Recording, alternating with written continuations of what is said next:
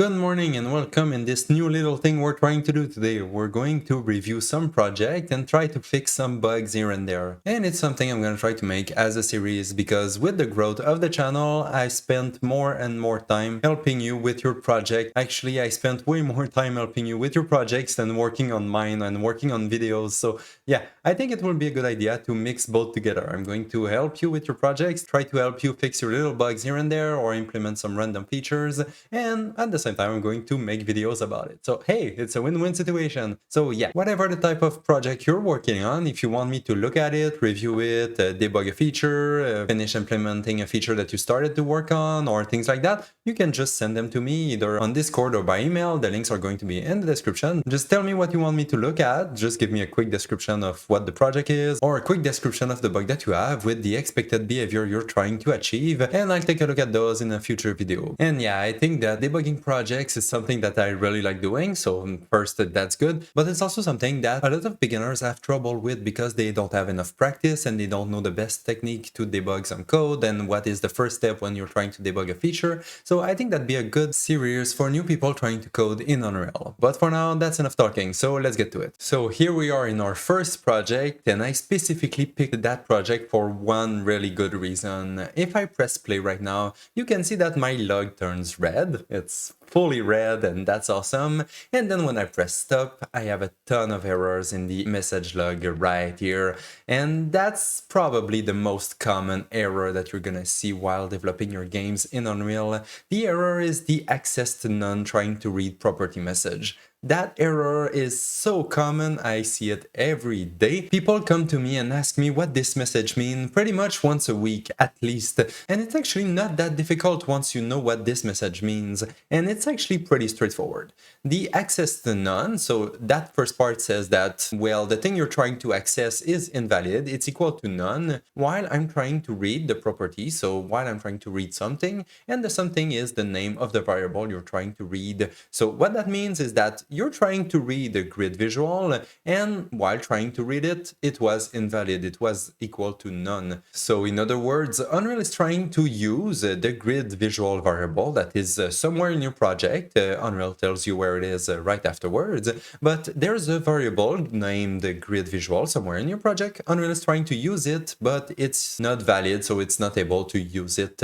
And if you want to know where that happens in your project, you just have to click on the little links that are right after. So either the set value right here, set default values, or set default. So I'm just going to click on the first one. Usually that's the best one. So here I'm going to move that out of the way a little bit. And here you can see that we're trying to call the function set value the same way it was written in the error message. So I'm trying to read the grid visual while I'm trying to call set value. So set value, that's the function that we have right here. And we're trying to use grid visual. Where is grid visual? It is right here. So inside the grid, we are trying to get the grid visual to be able to read the offset from ground that we want to apply in the user interface. So that's pretty straightforward. You just get the grid visual that is inside the grid, and then you get a variable from it. That should work, actually. That should always work in that project. I know the project pretty well, and I know that the grid visual should always be valid in the case that the grid is valid. So if the grid is valid, the grid visual should also be valid all the time, and that's pretty weird that it's not right now. So it means that the grid visual is invalid somewhere, and we're not setting the variable properly. We don't know where yet, but somewhere when we're trying to set that variable, we're not doing it properly, and it results in an invalid grid visual. Okay,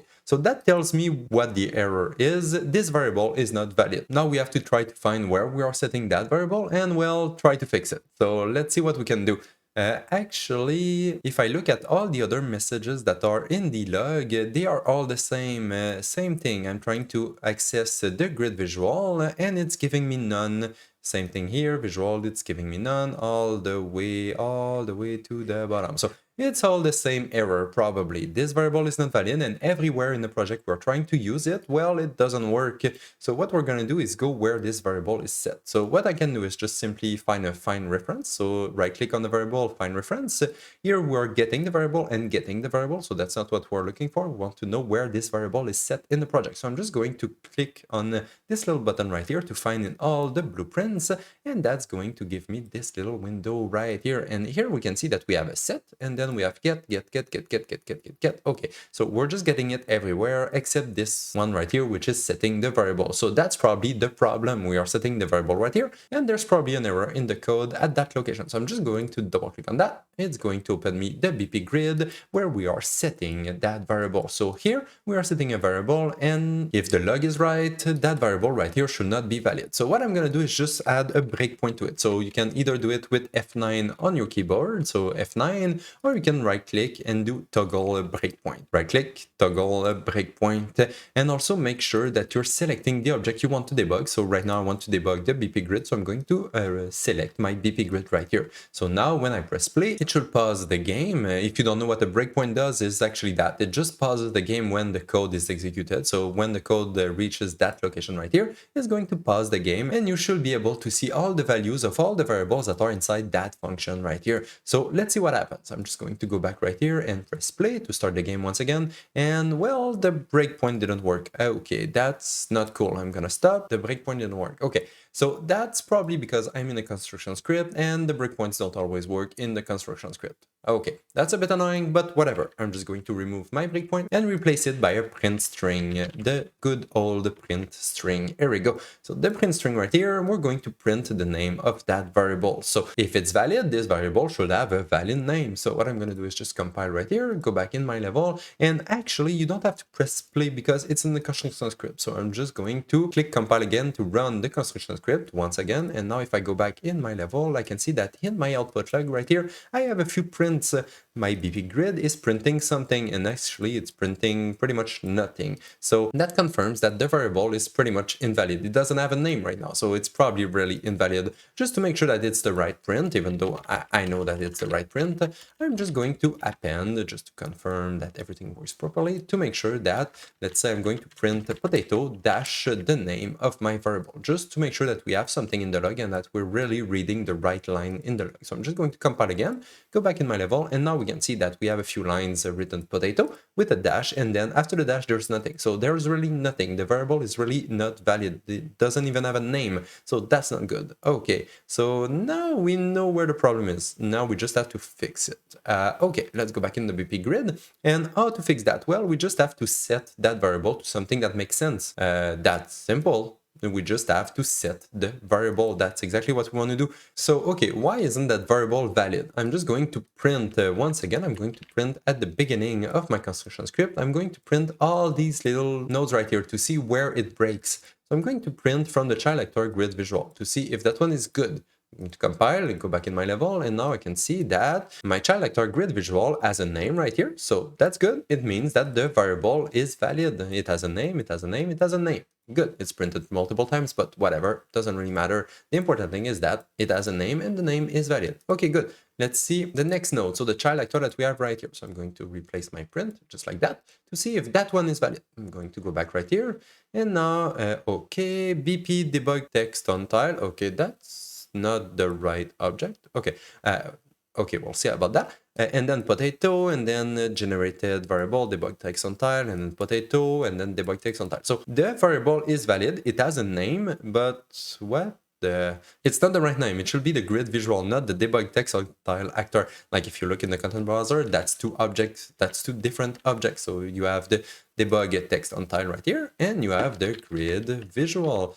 which are not the same. So it looks like that the wrong class is used in the child actor. So I'm just going to go back in my BP grid. We're going to select the child actor grid visual right here. And if I expand on the right, we can see that the child actor class right now is set to BP debug text on tile. Okay, that's not good. It should be the grid visual, like to match the name of the child actor. Yeah, something weird probably happened right here. So we're just going to fix that. Replace this by grid visual. BP grid visual, compile. And now if I go back in my entry right here, I should see that, okay, BP grid visual, so that's the better name. I'm just going to clear everything to make sure that everything's clean and we are sure that we read the right line. So I'm going to go back right here. Okay, BP grid visual, so that's a better name. Then potato dash BP grid visual. Okay, good. The variable is now valid because the class of the child actor is the right one, meaning that the cast works, meaning that my set works also. So good, I think it fixed the issue. So just to confirm, I'm just gonna continue reading the log. Okay, BP grid visual, that's good. Potato grid visual, that's good. And then there's another name right here, child actor grid visual, gen variable, BP, whatever.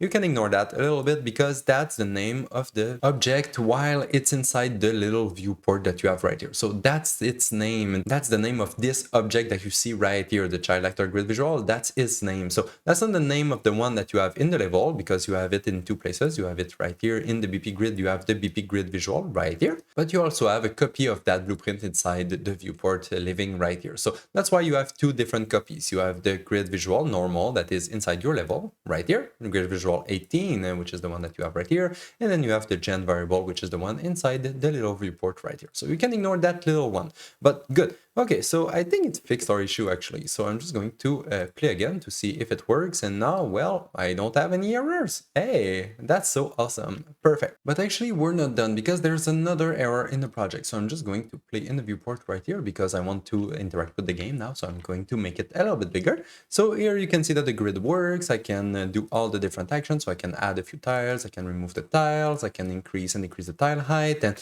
to make sure that the code works, I actually tested all the features of the project. And they are all good. Everything works in the project except one little thing, and it is the select tile action right here.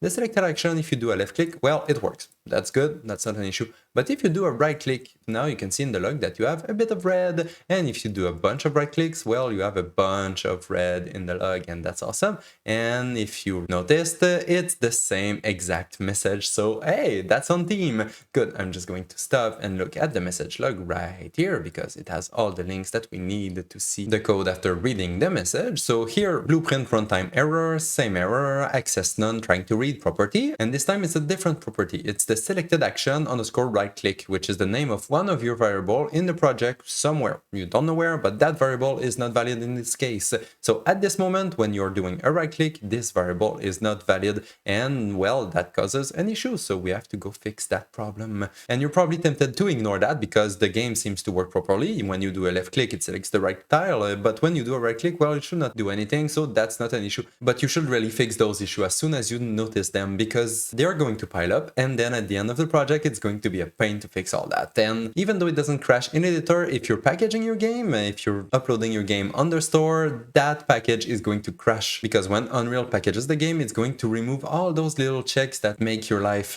easier while developing the game. It's going to remove all those little validation because it wants your game to run as fast as possible. So it's going to remove all the little check right here that prevents the editor or the game from crashing because it wants your game to run better. So yeah. You have to fix all of those before packaging the game for the store, for sure. So, okay, let's do that right now. I'm going to go check the execute action because this is where the problem happens.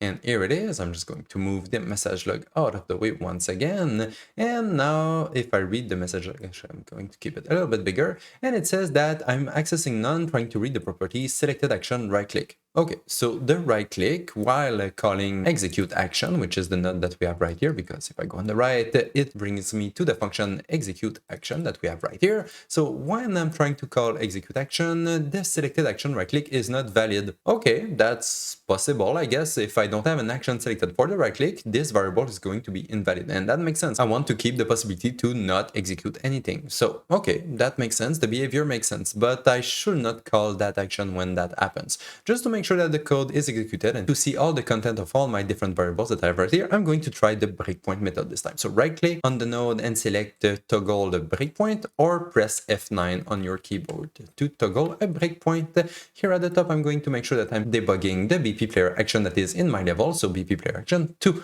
And now if I press play, it brings me in the game, so that's good. And now if I do a right click, it does nothing because I don't have any action selected. If I select my action select tile and now I do a right click, it brings me right here in the code directly because the breakpoint was triggered. And that's awesome because it worked. And now it means that I can hover all those variables. So here I can hover my selected action right click and see that here we go, it's set to unknown, which means none, which means there's nothing set in there. I don't have an action right click set in that variable. Okay, that's fine. Just to make sure that it's not just the code that is completely broken, I'm going to check all the other variables. So that one, the over tile, I have the proper value. I have the 8 and the 4, so that's pretty good. And then if I check my little variable that I have right here, my selected action left click, I can see that I have an action assigned to the selected action left click, which is the select tile action. And actually, yeah, I think that's the issue.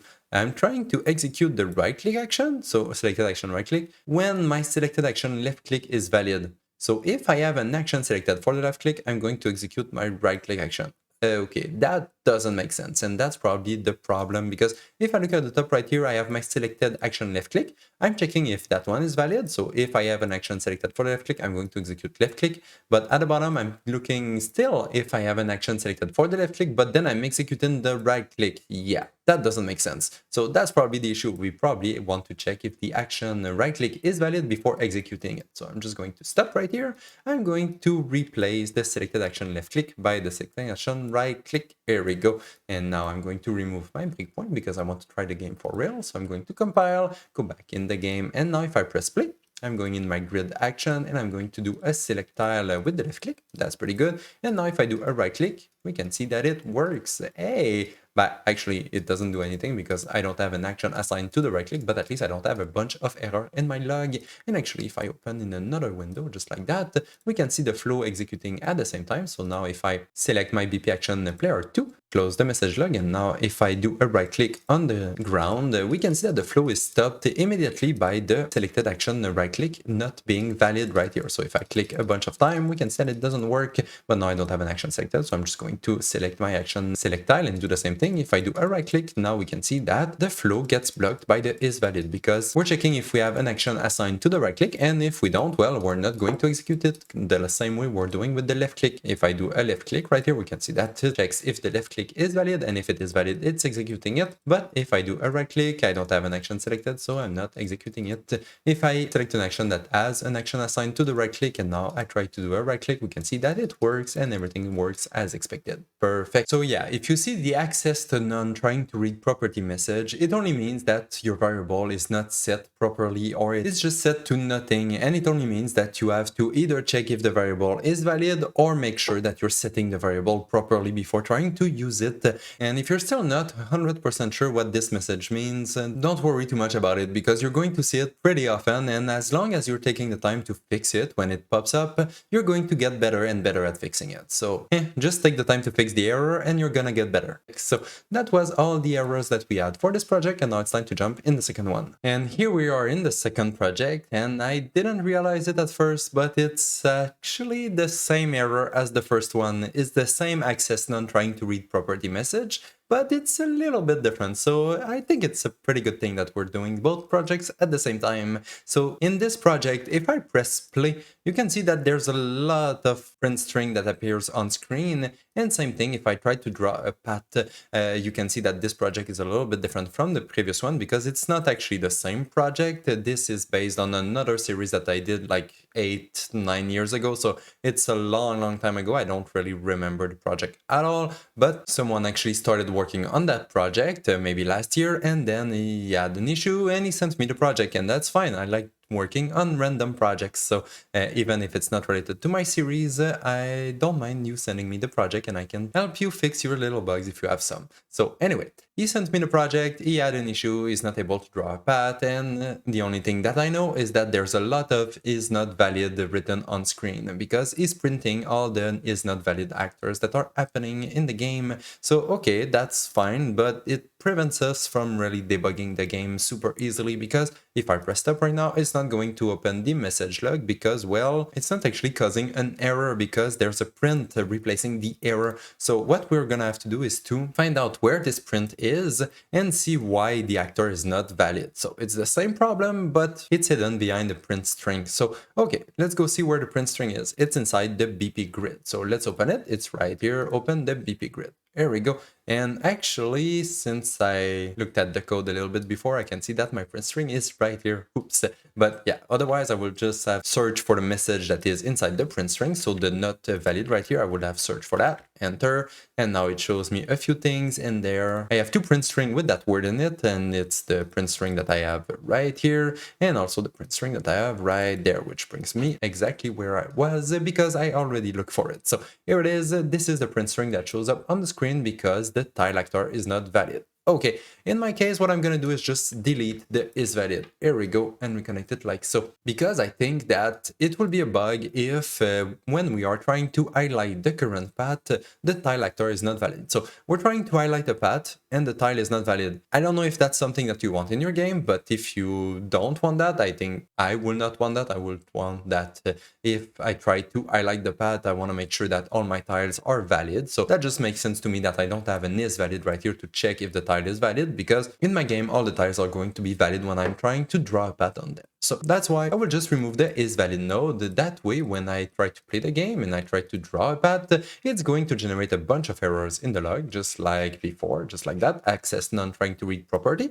And then when I press stop, we can see that there's a big output logs that shows up. And then I can simply click on the event isn't path, which brings me exactly right here, because the tile actor is not valid and I'm trying to use it. So that tile actor is not valid, I'm trying to use it, that's bad. And I have an easier time to jump in my code when this bug happens. So, okay, good, now we're in the code. Okay, that didn't actually fix the issue, it just made it more visible. So now it's time to fix it. The tile actor is not valid. Okay, does it make sense? I don't think so, because we're trying to set the visibility of the color on top of the tile actor, so the tile actor should be visible when it's part of the path. Okay, but this tile actor is part of a structure which is also inside a mapping, and that's more complicated than simply checking where we are setting the actor in the code, because that actor can be anywhere in any places we are modifying the mapping. So yeah, we are going to have to look for it a little bit more than before, because we can't simply just look for the name of the actor, because, well, it's everywhere. So what we're going to do is simply look where we are using the mapping, because when we're using the mapping, it's possible that we're modifying the mapping, and if we modify the mapping, it's possible that we modify the tile actor that is inside it. So what I'm going to do is just simply right click on it and find references. And now you can see that in this find result, it's used everywhere. So, okay, I have it right here. I'm doing a keys, doesn't really affect us. I'm doing it right here. I'm doing a find, and then I'm doing an add. And right here, I'm doing a find and then an add. And actually, if I look at the other one, that one's a find, this one is just a find. So I'm doing a lot of finds. So yeah, there's a lot of nodes right here that I don't really need to look at. So what I'm going to do is just refine my research a little bit. What I'm going to do is look for the adds instead of the mapping directly, because the mapping can be used for multiple reasons. We are only interested when we are modifying the mapping, so it's when we are doing an add on top of the mapping. So instead, I'm just going to do a find reference on the add. And the list is pretty long still, but actually it's not true, because all the add uniques are not really what we're looking for, because this adds into an array. So we can ignore those, both of those. We can ignore the int plus int because we're not modifying an int right now. Same thing for the float, vector. So we can pretty much ignore most of them. So that's pretty good. I'm just gonna go with those adds, which are the adds that modify the mapping, which is probably the cause of the bug. So good. This add doesn't modify the tile actor because it's reconnecting it from the find into the add, so it doesn't change anything. This add right here, same thing, taking the tile actor and reconnecting it to the add, so it doesn't change anything. This add right here, oh, this add right here doesn't have anything into the tile actor, and I think that might not be right actually, because the ground type didn't change, the wall location didn't change, grid index didn't change, tile cost, there's a lot of things that didn't change, so I don't know why you would want to change the tile actor at that point in the logic. So I'm just going to reconnect the tile actor, and actually just to make sure, like that's what I'm assuming, but I'm just gonna check in which function we are right now. So I'm gonna go all the way at the beginning. Oh wow, it's far.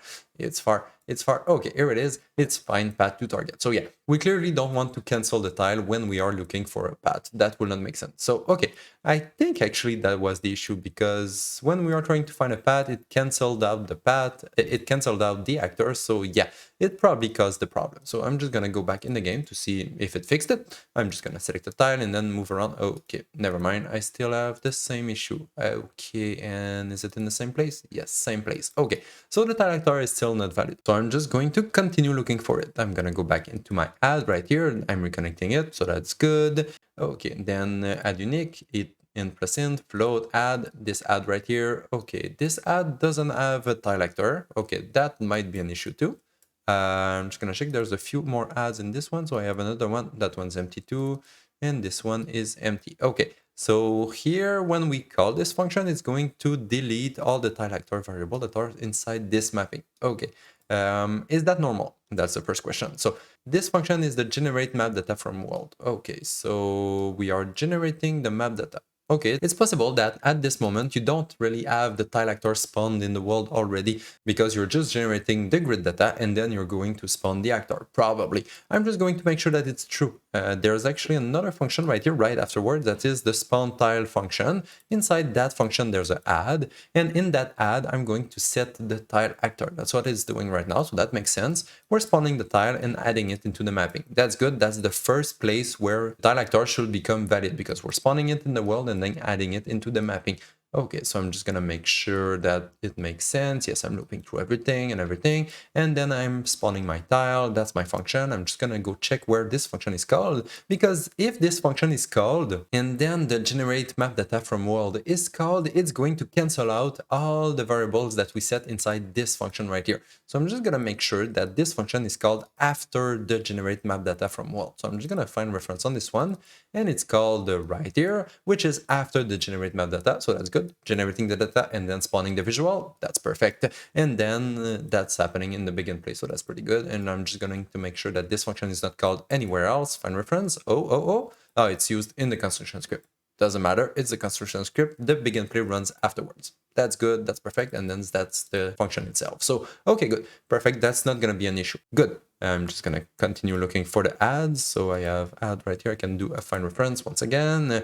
We were done with this one. Spawn tile is done. And then we have the find path to target. Again, we added already in the event graph, no? What was that? What it was? Find path to target, debug event, and then we add the real event find path to target. Oh, okay. So maybe that's why it didn't fix the issue, because that was just a debug event, which I think is the same code. Anyway, whatever. We're just gonna make sure that here it's fine. So the tile actor right here is set. The next tile actor, okay, it's set also. That one, another add. Oh, okay. Yeah, I guess we have the same. It's the same code. It's actually the same code. So yeah, there's the same bug in the same code. So yeah, it's probably just a duplicate. Just reconnect it like so. If I compile now, that should fix the issue. Probably if there's another, no. Okay, there's no other add anywhere. So let's confirm that now that works. So I'm just gonna go play the game. I'm going to select the tile and then try to, hey, I have a path now. Good. Hey, that actually worked and it fixed the issue. Yes, good. Okay, so we have the path. The path is fixed. I don't have a bunch of errors in the log anymore, and that's perfect. So great. I don't know why that happened. It's probably just a mistake by the person who did the project. Maybe he just disconnected that link by mistake. And that's going to happen when you're reconnecting all your function like that. Like you have a lot of links to connect and it's easy to miss one. So instead of doing an add like that and reconnecting all the little pins one by one, just like that, I usually recommend to use a set members when you're using a structure. That way you can set only the variables that you want to set and ignore all the other ones. So I'm just going to give you a little example of how it would look if you do that. So I'm just going to do the same thing. We still want to find the structure inside the mapping. So I'm going to duplicate all those nodes right here. I'm going to recombine them to have access to only the structure, which I have right here. Here we go. I have my structure. And now from the structure, I'm going to do a set members in, and that's going to give me the set members in the structure that I want to modify. Here it is. I have it. And now we only want to modify the 4 last pins. So the final cost from start, estimated, and previous tile. So we're only going to check those. So cost from start, estimated, previous tile, and final cost. Here we go. So I'm only modifying those 4 variables. I'm never going to modify the tile actor, ground type, world location, anything else. And if you're adding more variables in the structure in the future, well, you don't have to go back to all the places that you split your structure like that and reconnected it to reconnect that new variable that you just added. So that would be super annoying to do. So that's why I really recommend to use the set members instruct. That way you can simply connect the final cost, the cost from start, the estimated cost, and the previous tile, and that's it. Now only those 4 variables are going to be modified, and that's going to work forever, even if you add 10,000 variables in your structure in the future. Now you just have to go add that copy of the structure right here back into the mapping, because right now it's not part of the mapping anymore. So I'm just going to connect this right here before adding it back in the mapping. So I'm modifying my structure that I have right here, and then after modifying modifying it, I'm going to add it back into the mapping the same way it was before. So reconnect the add just like that, just like this. This time I'm going to disconnect all those nodes because we don't need those, and I'm going to recombine to have access to only the structure, and I can simply take my structure, connect it back inside the mapping, just like that. Here we go. So now we're only going to modify all those 4 variables. Perfect, that makes things way simpler. I'm just going to make sure that it still works in the game and I didn't break anything. Going to select the path, and now I can move around and the path is highlighted properly, and that's awesome.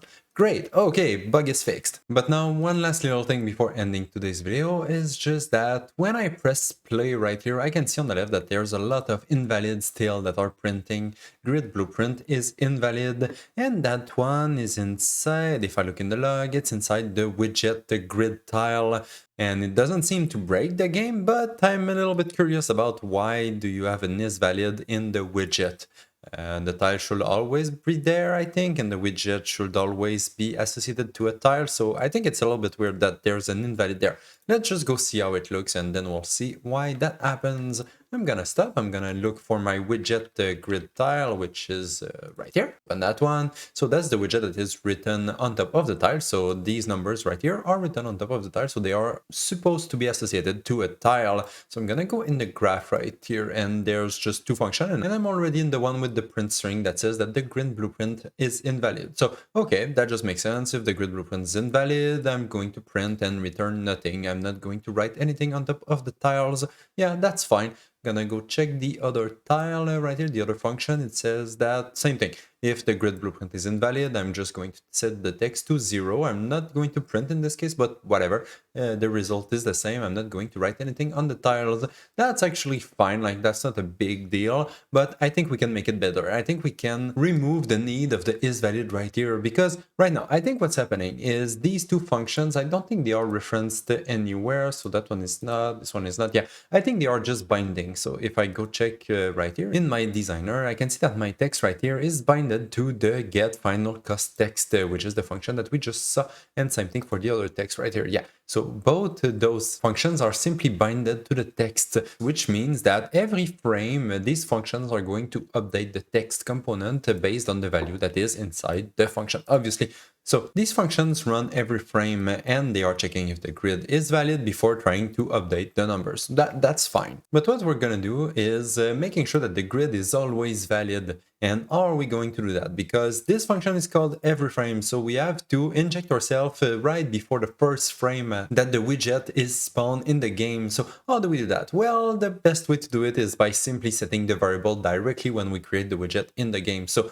when we spawn the widget in the game, we're going to set the grid blueprint, and then everything should work as expected. And we're also going to set the grid index, because that's also a variable that is used in this widget, and we can see both of them that are right here. So what I'm gonna do is just open the little I, because we need to do it, and then we have to expose it to spawn. So right here we have the expose on spawn checkbox. I'm just going to check it for my index and also for my grid. Here I go. With those 2 checkboxes exposed, now I should be able to create a widget and feed those 2 variables right away. I don't have to create the widget and then set the variables. I can do everything in one step, and we're gonna do that. So where do we create that widget actually? So I'm just gonna go back in my content browser, look at where this widget is used. So reference viewer, it's used in the grid tile, so that's good. I'm just going to open the grid tile, and we can see that we have the widget right here, casting it to the widget, the grid tile. That widget is the widget component that we have right here in the viewport. So that's the text that is written on top of the tiles.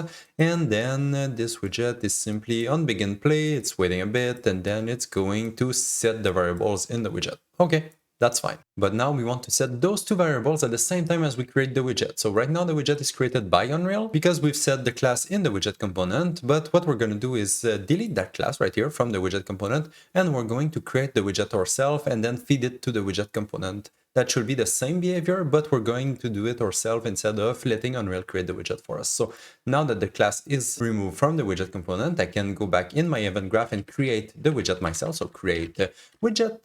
The widget class is going to be the w_grid tile that we were in 2 seconds ago. And then since I exposed the variables on spawn, now I can connect the variables to it directly. So I'm going to connect my BP grid, and I'm also going to connect my grid index right here. There we go. Now I don't need those two nodes right here because I already set those two variables right there. And then the last thing that we need to do is simply setting the widget back inside the widget component. So here I can simply do a set widget, feeding it the widget that we just created, just like that. Here we go. Delete those and reconnect this right here.